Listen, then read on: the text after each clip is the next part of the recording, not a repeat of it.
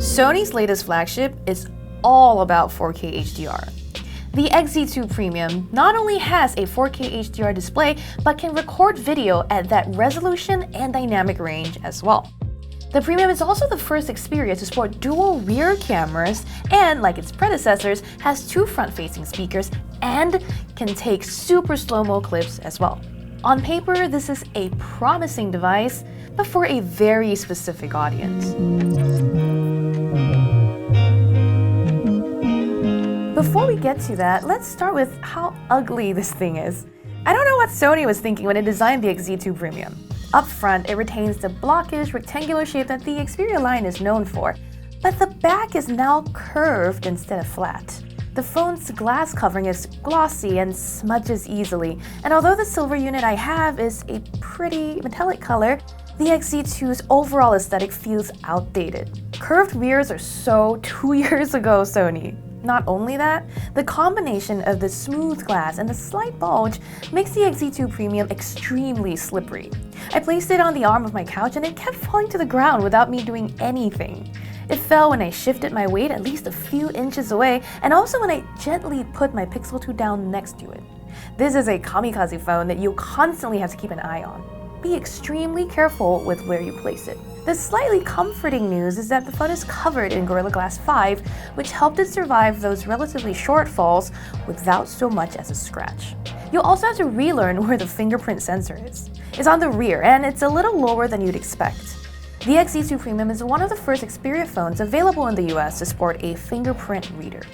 In other regions, Sony has typically embedded this in the power button on the edge, but with the latest Xperia devices, the company moved the scanner to the rear. This isn't such a huge problem on the regular XZ2, which has just one camera on the back. But the Premium has two lenses that stack vertically, pushing down the fingerprint sensor. It's a little lower than where my finger would naturally rest, and I often end up touching the camera instead, which causes me to smudge up the lens. The one thing I like about the XZ2 Premium's design is the dedicated camera button on the right edge. As on previous Xperia phones, holding this down launches the camera app when the phone is asleep, and it even offers a half shutter step for me to find focus without having to touch the screen. It's not new, but it's still a nice feature. More noteworthy is the fact that this is Sony's first Xperia to sport dual rear cameras. Sony is about 2 years behind everyone else in the industry here, and you'd think that the company would have used that extra time to add features its competitors lacked. But there's nothing surprising here. The XZ2 Premium pairs a 12-megapixel monochrome sensor with a 19-megapixel color sensor, unless you shoot pictures with artificial depth of field, just like most flagship phones. The XZ2 Premium does offer higher ISO than the competition, up to ISO 51200. Although that did help me take great low-light pictures with less noise, I've also been able to get similar results with other phones that also offer some sort of ultra-low-light mode, like the Huawei P20 Pro and the LG G7 ThinQ. Another standout feature is the ability to record 4K HDR videos. The XZ2 lineup are the first phones to be able to do that.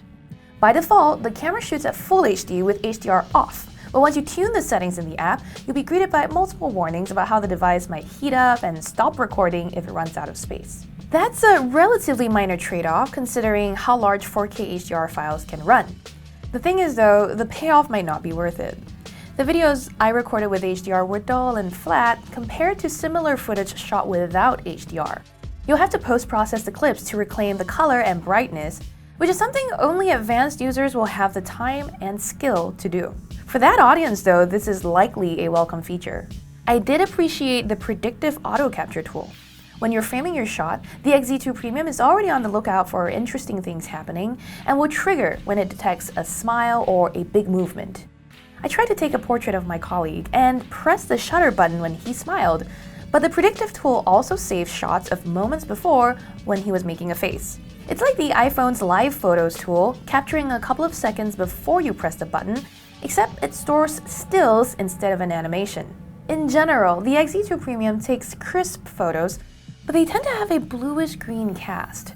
Both the front and rear cameras had the same effect, and my Pixel 2 delivered much more accurate colors. At first I thought it was because I was viewing the photos on the Xperia's 4K HDR display, which itself has a similar discoloration, but the images were just as bad on my computer screen. I even noticed it without having to compare it with photos from another phone. I adjusted the XZ2 Premium's settings to try and get rid of the display's bluish tone, and none of the preset modes looked right. You can pick from standard, professional, or super vivid, or go into the white balance settings to further fine-tune the colors. It took quite a bit of finessing, but I ultimately got to a fairly accurate profile. I like the degree of precision that Sony enables here, but I wish the screen looked better right off the bat. One more unique feature that the XZ2 Premium offers is something the company calls a dynamic vibration system.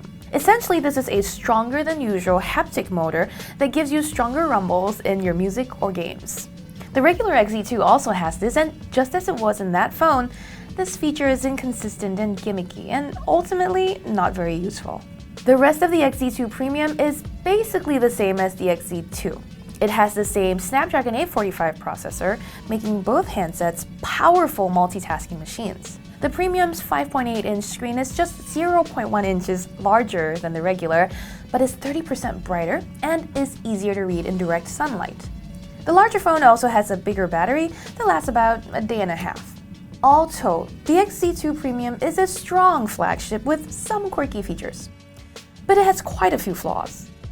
I can overlook the outdated design since personal taste is subjective, but I can't ignore that massive price. For $999, the Xperia XZ2 Premium doesn't deliver enough unless you're a pro movie maker who really wants to record 4K HDR footage with a phone. Otherwise, you're better off getting a Galaxy S9 or S9 Plus, or holding out for the next Pixel phone.